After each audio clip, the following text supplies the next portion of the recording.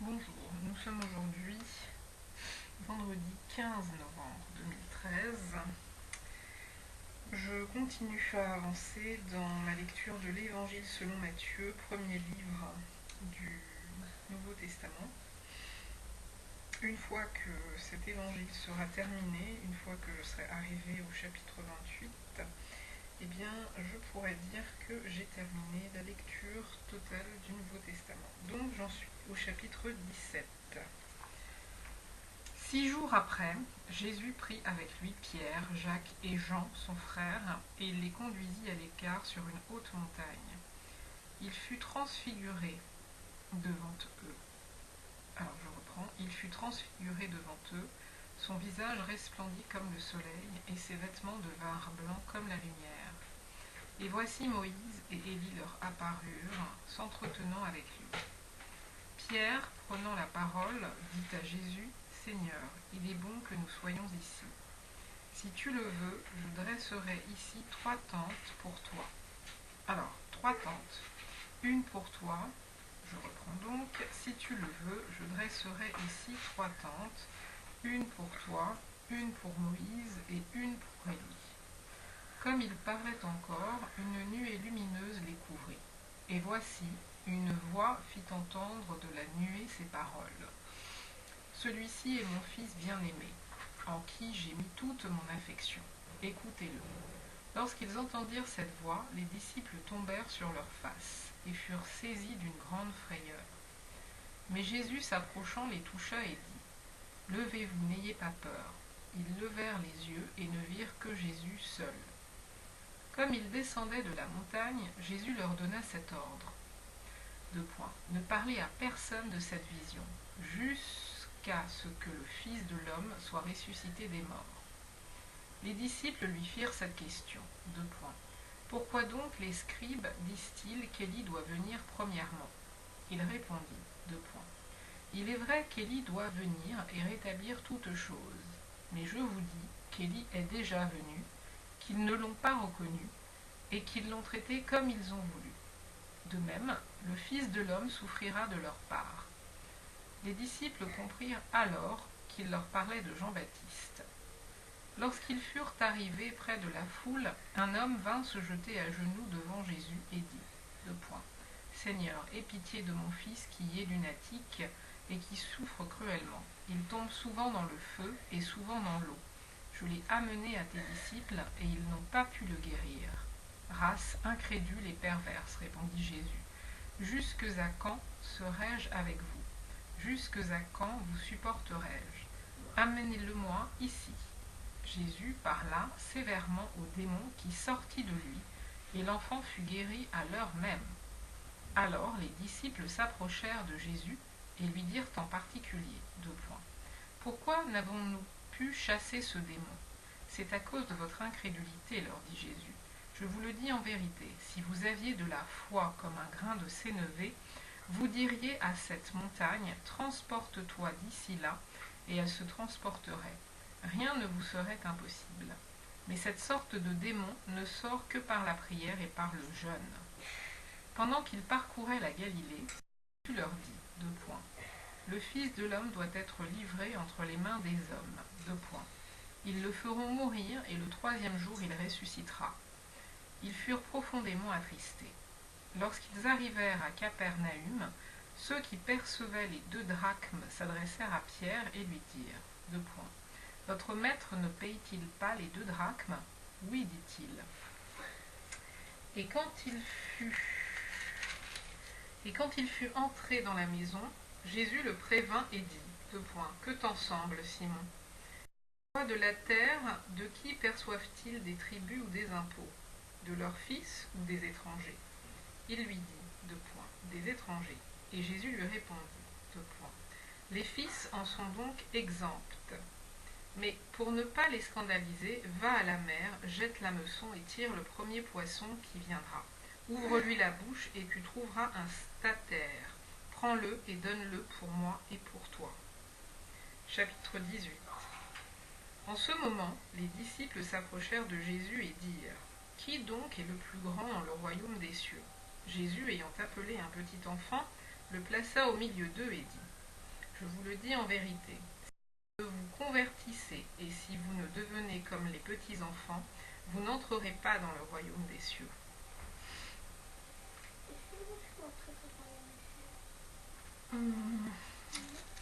Probable, nous en rediscuterons. C'est pourquoi quiconque se rendra humble comme ce petit enfant sera le plus grand dans le royaume des cieux. Et quiconque reçoit en mon nom un petit enfant comme celui-ci me reçoit moi-même. Mais si quelqu'un scandalisait un de ces petits qui croient en moi, il vaudrait mieux pour lui qu'on suspendît à son cou une meule. Mais si quelqu'un scandalisait un de ces petits qui croient en moi, il vaudrait mieux pour lui qu'on suspendît à son cou une meule de moulin et qu'on le jetât au fond de la mer. Il faut quand même que je souligne que la particularité qu'il a évoquée pour le petit enfant, c'est l'humilité. Alors, humble. Okay. Quiconque se rendra humble comme ce petit enfant, voilà. Et je souligne, je vous le dis en vérité, si vous ne vous convertissez pas et si vous ne devenez comme les petits enfants, vous n'entrerez pas dans le royaume des cieux. Ok, je reprends au verset 7 du chapitre 18. Malheur au monde à cause des scandales, car il est nécessaire qu'il arrive des scandales, mais malheur à l'homme par qui le scandale arrive. Si ta main ou ton pied est pour toi une occasion de chute, coupe-les et jette-les loin de toi. Mieux vaut pour toi entrer dans la vie boiteux ou manchot que d'avoir 2 pieds ou 2 mains et d'être jeté dans le feu éternel. Et si ton œil est pour toi une occasion de chute, arrache-le et jette-le loin de toi. Mieux vaut pour toi entrer dans la vie n'ayant qu'un œil que d'avoir 2 yeux et d'être jeté dans le feu de la géhenne. Gardez-vous de mépriser un seul de ces petits, car je vous dis que leurs anges dans les cieux voient continuellement la face de mon Père qui est dans les cieux. Car le Fils de l'homme est venu sauver ce qui était perdu. Bon, alors, je souligne, gardez-vous de mépriser un seul de ces petits, car je vous dis que leurs anges dans les cieux voient continuellement la face de mon Père qui est dans les cieux. Voilà, car le Fils de l'homme est venu sauver ce qui était perdu. Que vous en semble? Si un homme a 100 brebis et que l'une d'elles s'égare, ne laisse-t-il pas les 99 autres sur les montagnes pour aller chercher celle qui s'est égarée? Et s'il la trouve, je vous le dis en vérité, elle lui cause plus de joie que les 99 qui ne se sont pas égarés. De même, ce n'est pas la volonté de votre Père qui est dans les cieux qu'il se perde un seul de ces petits. C'est C-E-S. Si ton frère a péché, va et reprends-le. Entre toi et lui seul. Donc je reprends, si ton frère a péché, va et reprends-le entre toi et lui seul. S'il t'écoute, tu as gagné ton frère. Mais s'il ne t'écoute pas, prends avec toi 1 ou 2 personnes, afin que toute l'affaire se règle sur la déclaration de 2 ou de 3 témoins. S'il refuse de les écouter, dis-le à l'Église. Et s'il refuse aussi d'écouter l'Église, qu'il soit pour toi comme un païen et un publicain. Je vous le dis en vérité, tout ce que vous lirez sur la terre lié dans le ciel, et tout ce que vous délierez sur la terre sera délié dans le ciel. Alors là, il faudrait que je retrouve la signification du liage et du déliage, mais je souligne, si ton frère a péché, va et reprends-le. Entre toi et lui seul. Donc si ton frère a péché, va et reprends-le entre toi et lui seul. S'il t'écoute, tu as gagné ton frère. Mais s'il ne t'écoute pas, prends avec toi 1 ou 2 personnes, afin que toute l'affaire se règle sur la déclaration de 2 ou de 3 témoins. S'il refuse de les écouter, dis-le à l'Église. Et s'il refuse aussi d'écouter l'Église, qu'il soit pour toi comme un païen et un publicain. Et ensuite, il y a cette histoire de lier, etc., etc. Bon. Je vous dis encore, mais je vais le noter là, tout en haut.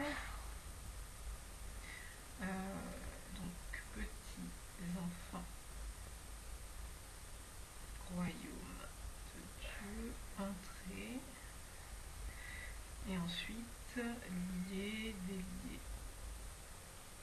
C'est pas très clair, mais voilà. J'en étais où?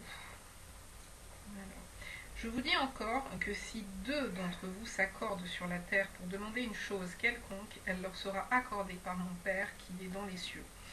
Là où deux ou trois sont assemblés en mon nom, je suis au milieu d'eux. Je souligne. Alors Pierre s'approcha de lui et dit, Seigneur, combien de fois pardonnerai-je à mon frère lorsqu'il péchera contre moi? Sera-ce jusqu'à 7 fois? Jésus lui dit, je ne te dis pas jusqu'à 7 fois, mais jusqu'à 70 fois 7 fois. C'est pourquoi le royaume des cieux est semblable à un roi qui voulut faire rendre compte à ses serviteurs. Quand il se mit à compter, on lui en amena un qui devait 10 000 talents. Comme il n'avait pas de quoi payer, son maître ordonna qu'il fût vendu, lui, sa femme, ses enfants et tout ce qu'il avait, et que la dette fût acquittée. Le serviteur, se jetant à terre, se prosterna devant lui et dit, Seigneur, aie patience envers moi, je te paierai tout. Plus de compassion, le maître de ce serviteur le laissa aller et lui remit la dette. Après qu'il fut sorti, ce serviteur rencontra un de ses compagnons qui lui devait 100 deniers. Il le saisit et l'étranglait en disant « Paye ce que tu me dois ». Son compagnon, se jetant à terre, le suppliait, disant « Aie patience envers moi, et je te paierai ». Mais l'autre ne voulut pas, et il alla le jeter en prison, jusqu'à ce qu'il eût payé ce qu'il devait. Ses compagnons, ayant vu ce qui était arrivé, furent profondément attristés, et ils allèrent raconter à leur maître tout ce qui s'était passé. Alors le maître fit appeler ce serviteur et lui dit « Méchant serviteur, je t'avais remis en entier ta dette, parce que tu m'en avais supplié. Ne devais-tu pas aussi avoir pitié de ton compagnon, comme j'ai eu pitié de toi? Et son irrité le livra au bourreau, jusqu'à ce qu'il eût payé tout ce qu'il devait. C'est ainsi que mon Père céleste vous traitera, si chacun de vous ne pardonne à son frère de tout son cœur. » Donc je souligne la dernière partie, c'est ainsi que mon Père céleste vous traitera, si chacun de vous ne pardonne à son frère de tout son cœur. Alors je termine par le chapitre 19. Lorsque Jésus eut achevé ses discours, il quitta la Galilée et alla dans le territoire de la Judée et du Jourdain. Une grande foule le suivit, et là il guérit les malades. Les pharisiens l'abordèrent et dirent, pour l'éprouver, 2 points. Est-il permis à un homme de répudier sa femme pour un motif quelconque? Il répondit, n'avez-vous pas lu que le Créateur, au commencement, fit l'homme et la femme, et qu'il dit, c'est pourquoi l'homme quittera son père et sa mère et s'attachera à sa femme, et les deux deviendront une seule chair. Ainsi, ils ne sont plus deux, mais ils sont une seule chair. Que l'homme donc ne sépare pas ce que Dieu a joint. Donc je souligne que l'homme donc ne sépare pas ce que Dieu a joint. Pourquoi donc, lui dirent-ils, Moïse a-t-il prescrit de donner à la femme une lettre de divorce et de la répudier? Il leur répondit, c'est à cause de la dureté de votre cœur que Moïse vous a permis de répudier vos femmes. Au commencement, il n'en était pas ainsi, mais je vous dis que celui qui répudie sa femme, sauf pour infidélité, et qui en épouse une autre, commet un adultère. Et celui qui épousera celle qui a été répudiée, commet aussi un adultère. Alors, donc là, hop, ses disciples lui dirent, si telle est la condition de l'homme à l'égard de la femme, il n'est pas avantageux de se marier. Il leur répondit, tous ne comprennent pas cette parole, mais seulement ceux à qui cela est donné. Car il y a des eunuques qui le sont dès le ventre de leur mère. Il y en a qui le sont devenus par les hommes, et il y en a qui se sont rendus tels eux-mêmes à cause du royaume des cieux. Que celui qui peut comprendre, comprenne. Alors on lui amena des petits enfants, afin qu'il leur imposât les mains et pria pour eux. Mais les disciples les repoussèrent, et Jésus dit, laissez les petits enfants, et ne les empêchez pas de venir à moi, car le royaume des cieux est pour ceux qui leur ressemblent. Il leur imposa les mains, et il partit de là. Et voici un homme s'approcha et dit, Jésus, mon bon maître, que dois-je faire de bon pour avoir la vie éternelle? Il lui répondit, pourquoi m'appelles-tu bon? Il n'y a qu'un seul bon, c'est Dieu. Si tu veux entrer dans la vie, observe les commandements. Lesquels? Lui dit-il. Et Jésus répondit, tu ne tueras point, tu ne commettras point d'adultère, tu ne déroberas point, Tu ne diras point de faux témoignages, honore ton père et ta mère, et tu aimeras ton prochain comme toi-même. Alors, donc ça, hop. Le jeune homme lui dit, j'ai observé toutes ces choses, que me manque-t-il encore? Jésus lui dit, si tu veux être parfait, va, vends ce que tu possèdes, donne-le aux pauvres, et tu auras un trésor dans le ciel. Puis viens et suis-moi. Après avoir entendu ces paroles, le jeune homme s'en alla tout triste, car il avait de grands biens. Jésus dit à ses disciples, je vous le dis en vérité, un riche entrera difficilement dans le royaume des cieux. Je vous le dis encore, il est plus facile à un chameau de passer par le trou d'une aiguille qu'à un riche d'entrer dans le royaume de Dieu. Les disciples ayant entendu cela furent très étonnés et dirent, qui peut donc être sauvé? Jésus les regarda et leur dit, aux hommes cela est impossible, mais à Dieu tout est possible. Pierre, prenant alors la parole, lui dit, voici, nous avons tout quitté et nous t'avons suivi. Qu'en sera-t-il pour nous? Jésus leur répondit, je vous le dis en vérité, quand le Fils de l'homme, au renouvellement de toutes choses, sera assis sur le trône de sa gloire, vous qui m'avez suivi, vous serez de même assis sur 12 trônes, et vous jugerez les 12 tribus d'Israël. Et quiconque aura quitté à cause de mon nom ses frères ou ses sœurs, ou son père ou sa mère, ou sa femme ou ses parents, ou ses terres ou ses maisons, recevra le centuple, et héritera la vie éternelle. Plusieurs des premiers seront les derniers, et plusieurs des derniers seront les premiers. Bon, on va là, donc il me restera à partir du chapitre 20 jusqu'au 28. Donc il reste 8 chapitres exactement à lire pour avoir terminé le premier livre du Nouveau Testament, l'Évangile selon Matthieu. Et quand ces 8 chapitres seront lus, je pourrais dire que mes yeux ont scanné, personnellement, entre guillemets, l'ensemble des paroles inscrites dans le Nouveau Testament. J'aurais donc lu le Nouveau Testament en entier au moins une fois. Voilà. Et 8 chapitres, si j'en lis 2 par jour, en 4 jours, nous sommes le 15, le 19 c'est terminé. Donc ce sera assez rapide. Ce sera assez rapide. Mais là, ce que je voulais vraiment... il y a des choses que je voulais souligner. C'est... Voilà. Bref, ça c'est fait. Ça c'est assez effectivement étonnant. Il faudra que je pose la question. Tac.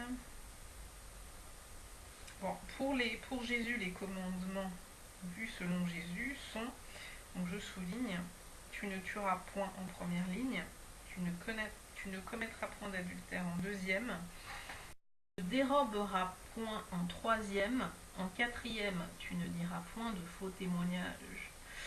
Donc 3, 4, 5, honore ton père et ta mère, et tu aimeras ton prochain comme toi-même. Donc là, en fait, on a 6 choses évoquées et pas 10.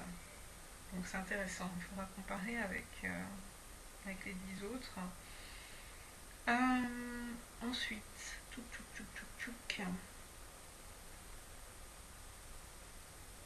je vous le dis, en vérité, un riche entrera difficilement dans le royaume des cieux.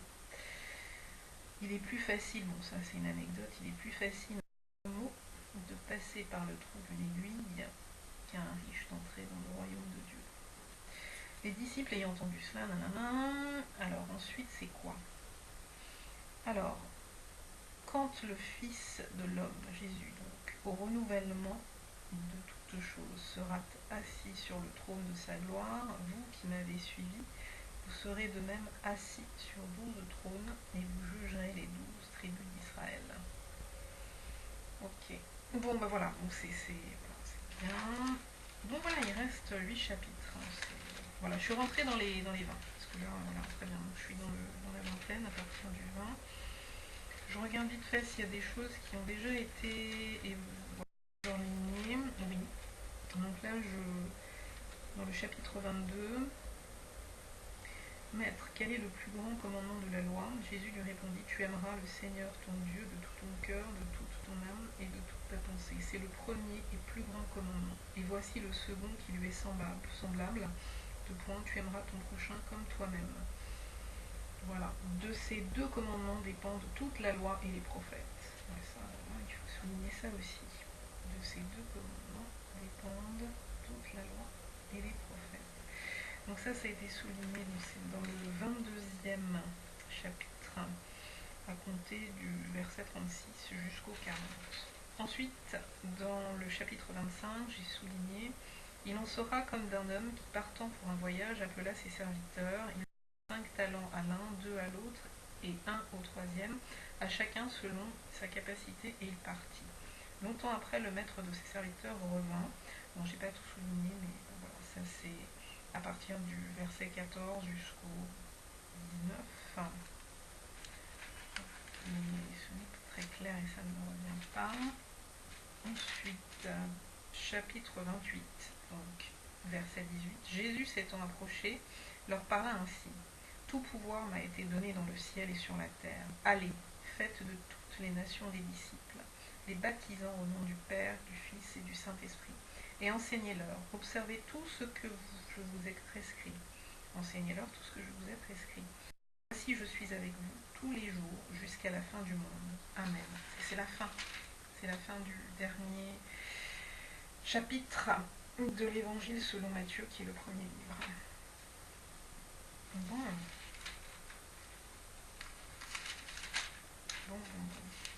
Mais il est question de témoigner aussi. Je crois que la première chose, c'est le témoignage. C'est d'être des témoins. Avant de faire des disciples. C'est d'être des témoins. Bien, allez. Donc on clôt ça. Bonne fin de journée.